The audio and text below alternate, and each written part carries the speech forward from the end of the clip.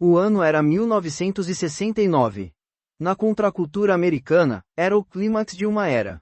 O verão do amor havia passado, mas a sua promessa de uma nova consciência global, livre de preconceitos e amarras, ainda vibrava nas colinas da Califórnia. A música era o evangelho, as drogas psicodélicas o caminho para a iluminação, e a paz era a religião de toda uma geração que rejeitava a guerra, o consumismo e a autoridade. Los Angeles, especialmente as suas áreas elevadas como Hollywood Hills, era o epicentro da criatividade, do glamour e da riqueza. Parecia que nada podia perturbar esse idílio, essa utopia tecida com sonhos de liberdade. Mas sob o brilho das luzes de Hollywood, a contracultura abrigava uma corrente subterrânea sombria. A mesma rejeição às estruturas e à moral tradicionais que alimentava a busca pela paz também criava um vazio que podia ser preenchido pela manipulação e pela loucura. À margem da sociedade, marginalizado e ressentido, esperava Charles Manson, um homem cujo histórico era uma cadeia ininterrupta de prisões e reformatórios. Manson não procurava a paz, procurava o caos. Ele representava a antítese do movimento hippie, o parasita que se alimenta da inocência e do desespero dos jovens desorientados. A tragédia que estava prestes a se desenrolar não foi apenas um crime horrível. Foi um evento sísmico que estilhaçou o espelho da ilusão da década de 1960. Os assassinatos perpetrados pelos seguidores de Manson durante 2 noites consecutivas em agosto de 1969 não foram motivados por roubo ou vingança pessoal direta, foram projetados para serem uma declaração, um catalisador. Manson queria que o mundo acreditasse que uma guerra racial, uma profecia que ele batizou como Helter Skelter, havia começado. Os crimes deveriam ser tão ilógicos, tão brutais e tão simbolicamente inscritos na cena, que o pânico se apoderaria da população. A primeira dessas noites de horror mirou diretamente no coração da elite de Hollywood. O local, 10.050 Cielo Drive. Uma casa dos sonhos no topo de Bel Air, habitada pela estrela de cinema em ascensão Sharon Tate, esposa do diretor Roman Polanski, que estava fora do país. Sharon estava grávida de 8 meses e meio. Com ela estavam 4 amigos, imersos na alegria de um jantar de verão. Jay Sebring, famoso cabeleireiro de Hollywood, Wojciech Frykowski, amigo de Polanski, e Abigail Foger, herdeira da fortuna do café Foger. A escolha da casa não foi totalmente acidental, embora os ocupantes não fossem os principais alvos da ira de Manson. Na segunda noite, a fúria se deslocou para o bairro de Luz Feliz, onde as vítimas foram um casal de classe média, o executivo de supermercados Leno LaBianca e sua esposa Rosemary. O padrão era semelhante, mas com um toque ainda mais pessoal de Manson, que participou ativamente desta segunda incursão para garantir a brutalidade e o impacto. Estes crimes, com seus detalhes sangrentos e aparente aleatoriedade, geraram uma histeria sem precedentes em Los Angeles. A polícia, inicialmente confusa e sem pistas claras, enfrentou o medo coletivo de que os assassinatos pudessem ser obra de um culto satânico ou de uma onda de crimes raciais descontrolada. O verão que começou com a música de Woodstock e os sonhos de uma nova era terminou mergulhado no terror. Os assassinatos de Tate LaBianca não apenas mataram as vítimas, mataram o otimismo. Demonstraram que a escuridão não existia apenas na guerra distante ou no governo, mas podia se infiltrar nos lares mais opulentos e pacíficos da América. A era da inocência hippie havia chegado ao fim, esfaqueada e marcada com sangue nas paredes. 1969 na Califórnia prometia ser o ápice da era hippie. Eram tempos de flores no cabelo, promessas de paz e amor livre, uma busca coletiva pela iluminação e a rejeição à moral convencional. Mas, como acontece com todo sonho utópico, a realidade guardava uma fissura por onde se infiltrava uma escuridão profunda e perturbadora. Essa fissura tinha um nome: Charles Manson. Para entender os assassinatos de Tate e LaBianca, que brutalmente puseram fim à inocência daquela época, é imprescindível conhecer a formação do homem que idealizou o caos. Charles Miles Maddox nasceu em 1934 em Cincinnati, Ohio, filho de uma mãe adolescente e alcoólatra. Sua infância foi um catálogo de negligência e abandono, que o levou a entrar e sair de reformatórios e prisões desde muito cedo. Ele não conheceu um lar estável, mas sim o sistema penal. Passou grande parte de sua juventude entre muros, aprendendo as dinâmicas de controle e manipulação no duro ambiente carcerário. Sua educação formal foi nula, mas ele absorveu uma estranha mistura de filosofias marginais, profecias apocalípticas e, crucialmente, técnicas de controle mental. Quando Manson foi libertado da prisão federal em 1967, o verão do amor em São Francisco estava no seu auge. Manson, um homem de 32 anos que havia passado mais da metade de sua vida adulta institucionalizado, não queria sair. A prisão era a única estabilidade que conhecia. Mas, uma vez livre, ele encontrou um terreno fértil perfeito para suas ambições: a contracultura. Os jovens hippies, desiludidos com a guerra, o materialismo e as instituições, estavam vulneráveis à promessa de um novo caminho, de um guru que lhes oferecesse significado. Manson se instalou no coração de Haight-Ashbury, a Meca hippie, e começou a atrair seguidores. Ele não o fazia com dinheiro ou poder, mas com uma mistura sedutora de misticismo, carisma e música. Manson era um músico frustrado, obcecado pela ideia de se tornar uma estrela do rock. Ele usava o violão e canções dos Beatles como textos sagrados, reinterpretando-os sob uma lente messiânica e apocalíptica. Seu charme era magnético, especialmente para mulheres jovens, muitas delas fugitivas ou com histórias pessoais de trauma. Ele lhes prometia uma vida livre das convenções da sociedade, uma comunidade baseada no amor incondicional por ele e na submissão total. Assim nasceu a família Manson. Este grupo não era uma seita religiosa tradicional, mas uma comuna nômade que vivia sob as diretrizes absolutas de Charles Manson. Eles se mudavam pela Califórnia, vivendo inicialmente em um ônibus escolar modificado, mas acabaram se estabelecendo em um lugar sombrio e esquecido, Spam Ranch. Este rancho, um antigo set de filmagens de faroeste, era o cenário perfeito para seu isolamento e sua descida à loucura. Em Spam Ranch, Manson consolidou seu controle.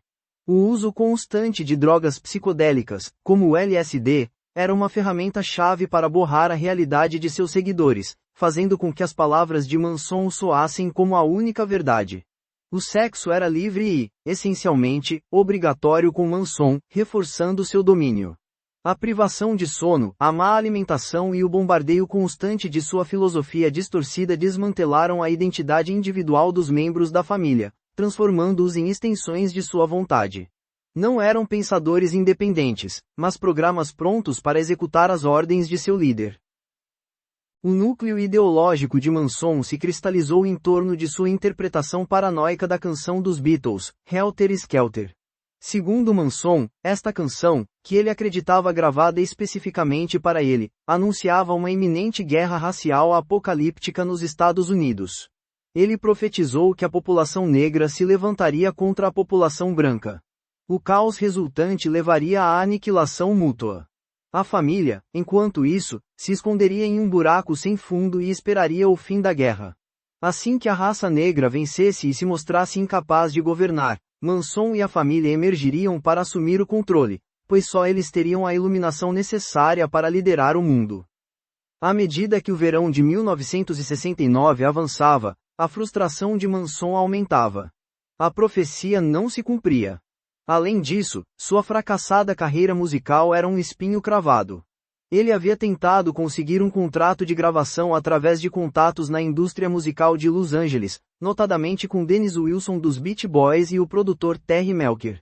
As esperanças de fama de Manson desapareceram quando Melcher se recusou a gravá-lo.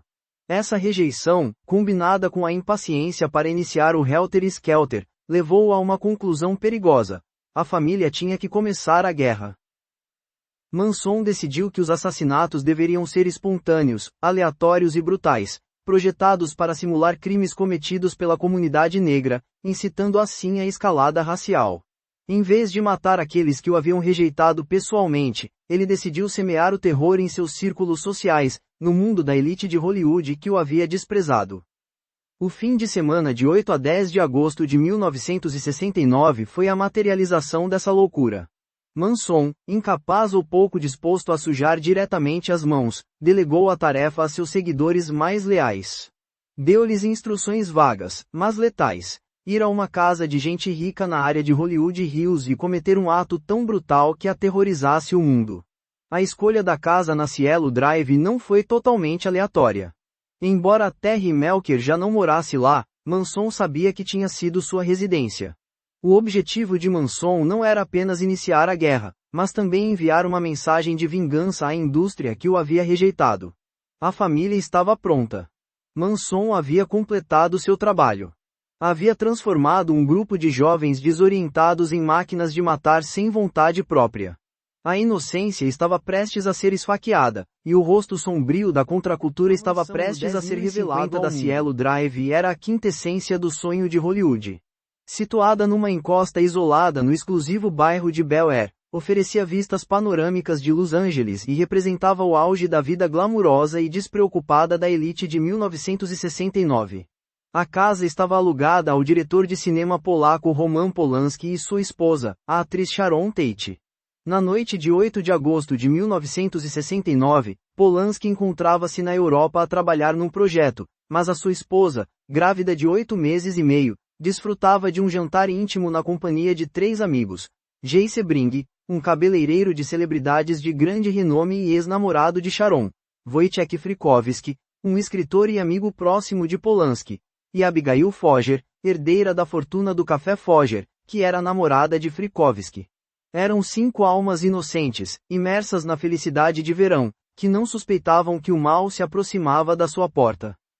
Enquanto o jantar terminava, a escuridão já pairava sobre eles.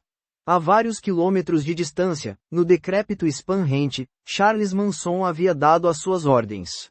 Ele próprio não iria.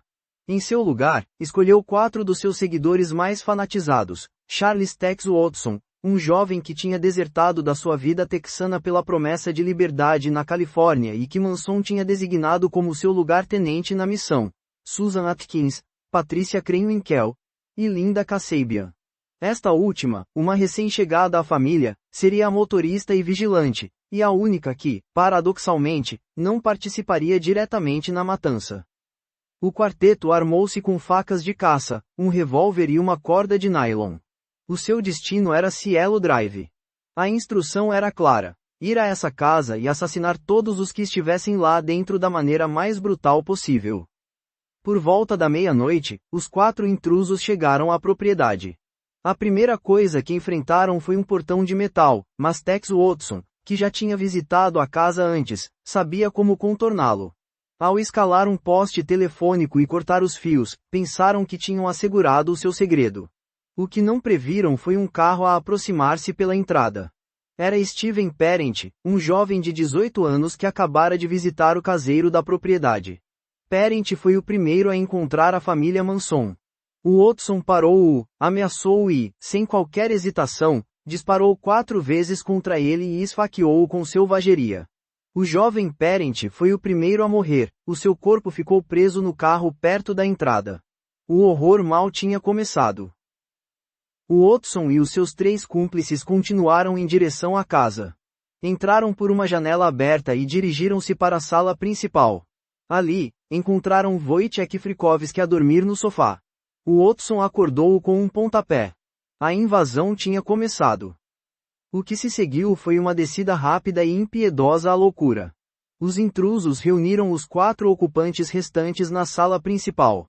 Jay Sebring tentou raciocinar com eles quando viu como maltratavam Sharon Tate, que implorava pela vida do seu bebê. Sebring foi o segundo a morrer, assassinado a tiro e a facadas. A violência irrompeu então com uma fúria incontrolável. Wojciech Frykowski conseguiu libertar-se e fugiu pela porta da frente numa tentativa desesperada de escapar ao pesadelo. Tex Watson perseguiu-o, disparando 2 vezes nas suas costas e batendo-lhe com o cano do revólver antes de esfaqueá-lo com uma brutalidade que mal tem precedentes. Frykowski, numa última e agonizante tentativa de sobreviver, conseguiu arrastar-se até a piscina, onde finalmente tombou e morreu. Dentro da casa, Abigail Foger tentou o mesmo caminho, gritando e correndo para o relvado. Patricia Krenwinkel perseguiu-a, derrubou-a e esfaqueou-a com uma selvageria inexplicável, quase ritualística. O corpo de Abigail ficou estendido no relvado, com dezenas de feridas de faca. A última vítima na casa foi Sharon Tate. A jovem atriz, no final da gravidez, foi amarrada junto a Jay Sebring. Ela implorou para que lhe permitissem viver o tempo suficiente para dar à luz o seu filho, oferecendo-se como refém. Os pedidos foram inúteis. Susan Atkins assegurou enquanto Tex Watson e Crane Winkel a atacavam com as facas. Sharon Tate morreu por hemorragia, vítima de 16 facadas. A última palavra que se ouviu, segundo o testemunho dos assassinos, foi um grito abafado. Antes de abandonar a cena, Susan Atkins, seguindo as instruções de Manson de deixar uma mensagem que assustasse o mundo, usou o sangue de Sharon Tate para escrever a palavra pig na porta da frente. O crime foi um horror de uma dimensão que Los Angeles nunca tinha conhecido. 5 pessoas jaziam mortas numa chacina sem sentido. Os assassinos, alheios à magnitude do seu ato, regressaram ao Spam Ranch para narrar o seu feito a Manson. A inocência do Summer of Love não só tinha sido ferida, tinha sido estripada e o seu sangue usado para marcar a parede. Ao amanhecer de 9 de agosto, o sol iluminou uma cena de carnificina que se tornaria um símbolo eterno. 9 de agosto de 1969, iluminou a cena do massacre na Cielo Drive, mergulhando Los Angeles num estado de terror e desorientação. A polícia estava desorientada. A brutalidade e a falta de um motivo óbvio, o roubo foi descartado, embora houvesse dinheiro visível, sugeriam um crime ritualístico ou satânico. Enquanto a elite de Hollywood se barricava nas suas mansões, o instigador do caos, Charles Manson, sentia uma profunda insatisfação. No Spam Ranch, após ouvir o relato de Charles Tex Watson, Manson sentiu que o massacre de Cielo Drive tinha sido demasiado caótico e desorganizado. O pior de tudo, para ele, era que os seus seguidores não tinham conseguido transmitir com clareza suficiente a natureza da mensagem. A palavra pig escrita na porta, embora violenta, não era a assinatura apocalíptica que ele desejava. Manson decidiu que deveria participar diretamente no próximo ato de terror para ensinar-lhes como fazer. Ele precisava que os crimes fossem uma réplica simbólica da guerra racial que, segundo a sua mente distorcida, os Beatles estavam a profetizar no álbum White Album. Na noite de 10 de agosto, Manson conduziu um novo grupo de seguidores a partir do rancho, acompanhado desta vez por membros do grupo original, Tex Watson, Patricia Crane Winkel, Leslie Van Houten, Steve Grogan, Susan Atkins e, novamente, Linda Kasabian. O destino que escolheu não estava nas colinas de Bel Air, mas no bairro de classe média alta de Luz Feliz, no 3301 da Waverly Drive. A casa pertencia a Leno LaBianca, um bem-sucedido executivo de supermercados, e sua esposa, Rosemary, coproprietária de uma boutique de roupas. LaBianca não tinha nenhuma conexão conhecida com a indústria musical ou o círculo de Hollywood que Manson ressentia, o que fazia a escolha parecer aleatória. No entanto, descobriu-se que Leno e Rosemary LaBianca viviam ao lado de uma casa onde a família Manson tinha estado numa festa no ano anterior. Era o tipo de coincidência que Manson interpretava como um sinal cósmico ou profético. Manson não entrou sozinho. Ao contrário da noite anterior, ele levou os seus 3 principais seguidores, Tex Watson, Patricia Crane Winkel e Leslie Van Houten, até a casa e deu-lhes instruções precisas. Mas primeiro, ele próprio entrou. Por volta da meia-noite, Manson invadiu a casa e acordou Leno LaBianca sob a mira de uma arma. Com total calma e controle, amarrou Leno na sala de estar e depois foi buscar Rosemary LaBianca, que estava no quarto, e a levou de volta para a sala. Assim que teve o controle total da cena, Manson surpreendentemente foi embora. Antes de sair, deu instruções aos seus 3 cúmplices. O seu principal objetivo era que a cena do crime fosse muito mais explícita na sua mensagem racial. O Watson, Crane Winkel e Van Houten ficaram para trás, transformando a casa dos LaBianca no palco de um ritual aterrorizante. O primeiro ato de violência foi contra Leno LaBianca. Tex Watson esfaqueou-o repetidamente. A brutalidade do ataque foi tal que Leno LaBianca recebeu inúmeras facadas. Crane Winkel esculpiu a palavra war, guerra, no estômago de Leno com um garfo. Além disso, deixou uma faca cravada na sua garganta. Rosemary LaBianca foi levada para o quarto. Patricia Crane Winkel e Leslie Van Houten, trabalhando juntas, atacaram-na com facas. Rosemary foi esfaqueada dezenas de vezes. A cena foi de uma violência desmedida e desnecessária. A mutilação fazia parte da mensagem que Manson queria deixar. Enquanto isso, nas paredes, Krenwinkel escreveu com o sangue das vítimas frases-chave da profecia de Manson. Ela usou o sangue para escrever Death to Pigs, morte aos porcos, e Rais, levantai-vos, nas paredes da sala de estar. Além disso, a frase Helter Skelter, a peça central do delírio de Manson, foi rabiscada com sangue na porta da geladeira. O contraste com o crime da Cielo Drive foi significativo. Em Luz Feliz, as mensagens eram mais claras, mais proféticas, e a participação dos seguidores de Manson parecia mais deliberada e ritualística, refletindo a classe que o seu líder queria impor.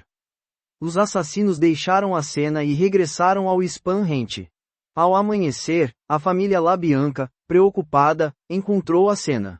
A conexão com o massacre da Cielo Drive foi imediata. A brutalidade, o uso de mensagens codificadas em sangue, a falta de motivo de roubo.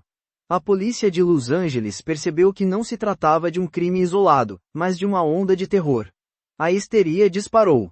A imprensa apelidou o misterioso perpetrador de culto da morte ou assassino satânico. O medo não era mais apenas para os ricos de Hollywood, mas para a classe média americana. Manson havia alcançado seu objetivo inicial, o terror havia se instalado na cidade, e todos acreditavam que um grupo de assassinos aleatórios e sem rosto de 1969, a polícia de Los Angeles enfrentou um cenário de terror duplo. 5 mortes em Bel Air, 2 mortes em Luz Feliz, separadas por menos de 24 horas. A cidade estava em pânico, e a pressão sobre o Departamento de Polícia de Los Angeles, o LAPD, era imensa. No entanto, a investigação inicial foi marcada por erros e uma desconexão fatal entre os dois casos. O principal erro foi a classificação. Os detetives que investigaram o massacre da Cielo Drive estavam convencidos de que se tratava de um crime passional, uma vingança relacionada com drogas ou os contatos das vítimas, concentrando a sua atenção no glamour e no estilo de vida de Hollywood. Rejeitaram a ideia de que as mensagens escritas em sangue, como Pig, fossem pistas cruciais. Em Luz Feliz, os detetives também não conectaram imediatamente o assassinato do casal LaBianca com a matança de Tate, apesar da brutalidade semelhante e das mensagens inscritas, pensando que poderia tratar-se de uma quadrilha criminosa ou um culto satânico genérico.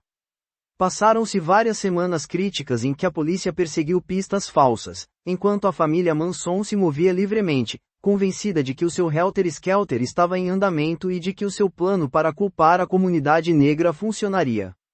A primeira peça crucial do quebra-cabeça veio de uma fonte inesperada: Susan Atkins. Semanas após os assassinatos, Atkins foi presa, mas pela sua participação num assassinato não relacionado, o de Gary Hinman, um músico amigo da família assassinado previamente em julho. Estando encarcerada no Centro de Detenção Feminina do Condado de Los Angeles, Atkins, procurando impressionar as suas colegas de cela, começou a gabar-se dos assassinatos de Tate.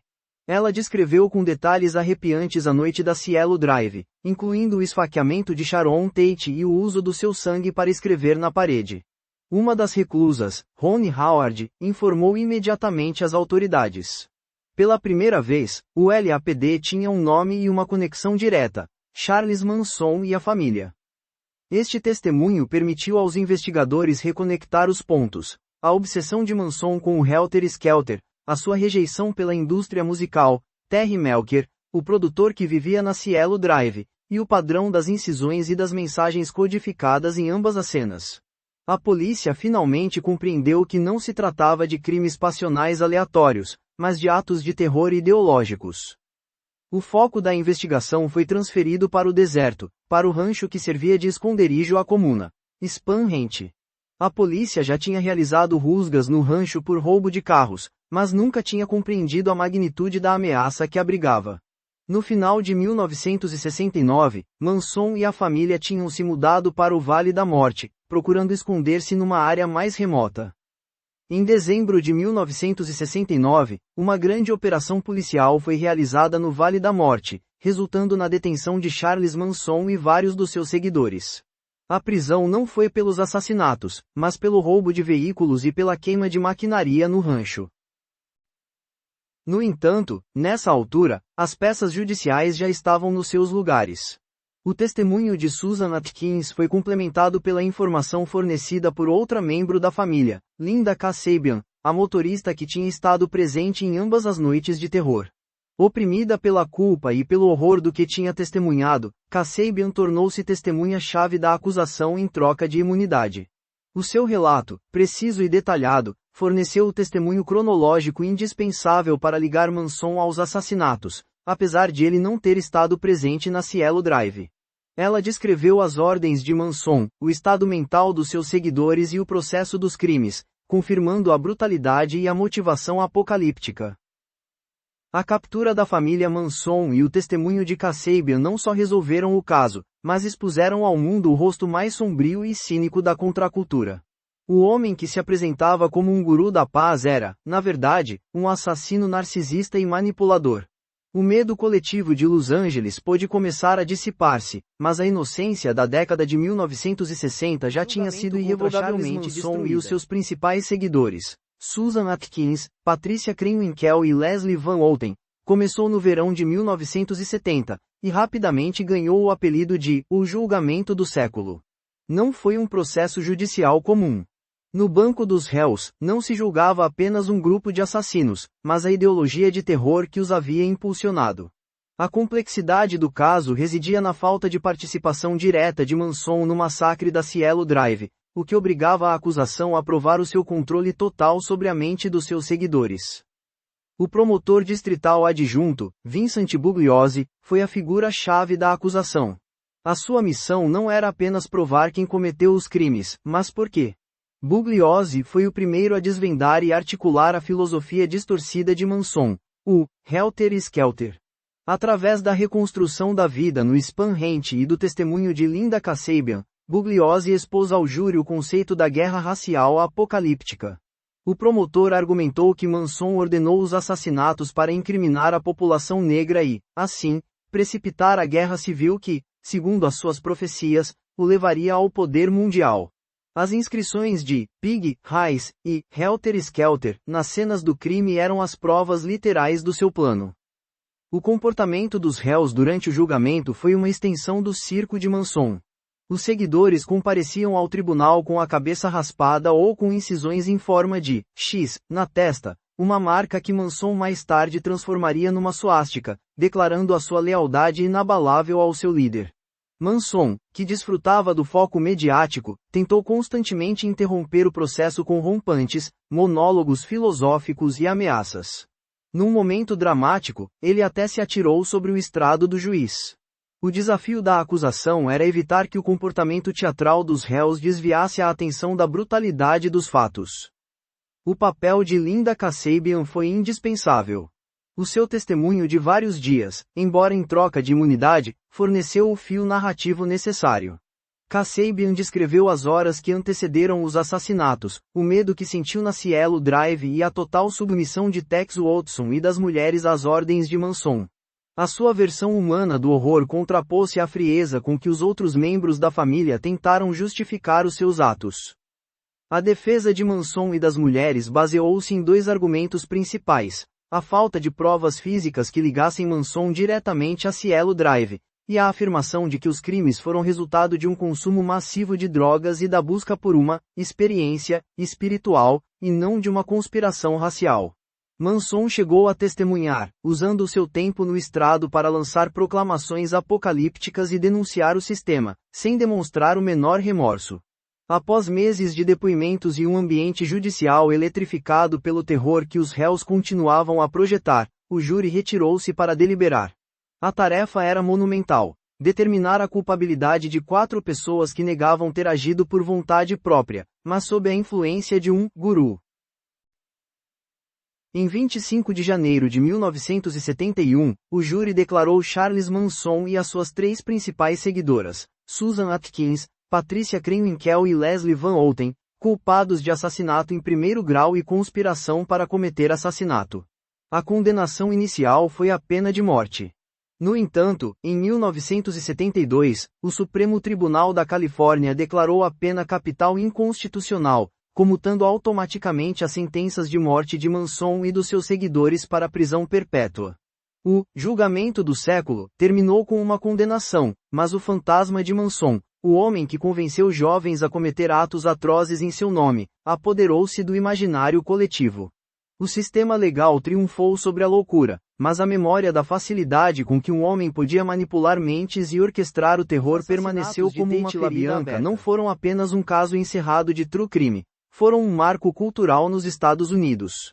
O verão de 1969 havia começado com a esperança utópica de Woodstock e as promessas de uma nova era de paz e amor, mas terminou com a imagem sangrenta de uma mulher grávida esfaqueada e mensagens codificadas escritas em sangue.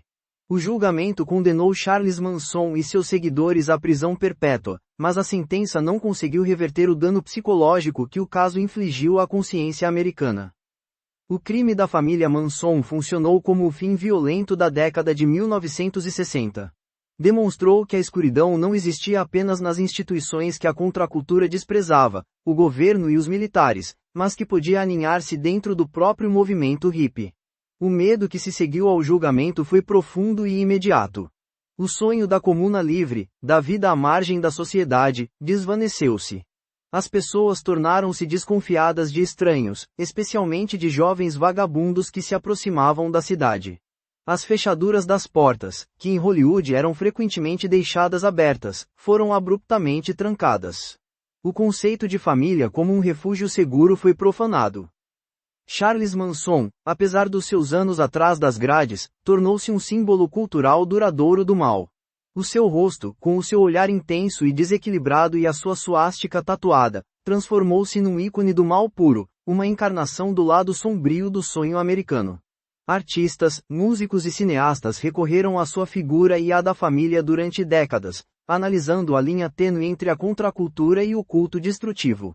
O seu legado permaneceu vivo não pela sua música fracassada, mas pelo eco das suas atrocidades. As seguidoras de Manson, por sua vez, tornaram-se um estudo de caso sobre o controle mental e a manipulação psicológica. Patricia Krenwinkel, Susan Atkins e Leslie Van Houten passaram décadas na prisão. Com o tempo, Van Houten e Krenwinkel expressaram remorso, tentando obter liberdade condicional e oferecendo uma visão de como um líder carismático pode desmantelar a vontade individual. As suas tentativas de liberdade condicional, frequentemente negadas, mantiveram o debate vivo. Pode um seguidor ser verdadeiramente reabilitado de um doutrinamento tão profundo?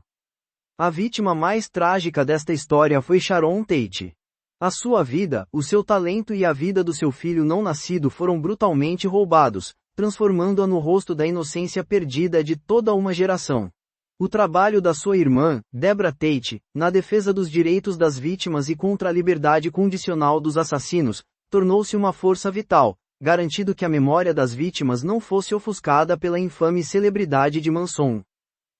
O epílogo dos assassinatos de Tate LaBianca é um aviso constante. O fim da inocência não veio com um evento político ou uma mudança social gradual, mas com a intromissão violenta e sem sentido da loucura sectária na vida privada. O terror havia sido libertado e, embora Manson estivesse encarcerado, a sombra de Helter Skelter perdurou, lembrando-nos da fragilidade da paz e da facilidade com que um grupo de jovens desorientados pode ser transformado numa máquina de matar sob a liderança de um único homem. Se você valoriza análises objetivas e aprofundadas de crimes reais, inscreva-se no canal, ative o sino de notificações e deixe o seu like para apoiar nosso trabalho. Sua participação é fundamental. Deixe um comentário e junte-se à comunidade Misteria. E assim, a era do amor e da paz afogou-se irrevogavelmente em terror e sangue. O julgamento de Charles Manson e a família, o chamado julgamento do século, lembra-nos com calafrios a facilidade com que a loucura pode disfarçar-se sob o manto da utopia e da contracultura, e como um homem pode desmantelar completamente a vontade dos seus seguidores. Encerramos este capítulo de Pesadelo, onde a escuridão veio de um rancho no deserto para atacar a elite de Hollywood. Mas a história do true crime nunca cessa de nos surpreender com as profundezas da maldade humana e as formas como o terror se manifesta no tecido social.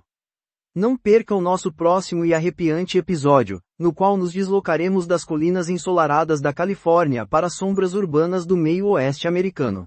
Se pensava que tinha visto tudo, terá uma surpresa amarga, porque falaremos sobre uma escuridão diferente, uma que operou com uma frieza metódica durante anos, num discreto apartamento em Milwaukee, Wisconsin, mesmo debaixo dos narizes das autoridades. Exploraremos a vida de Jeffrey Dahmer, o monstro de Milwaukee.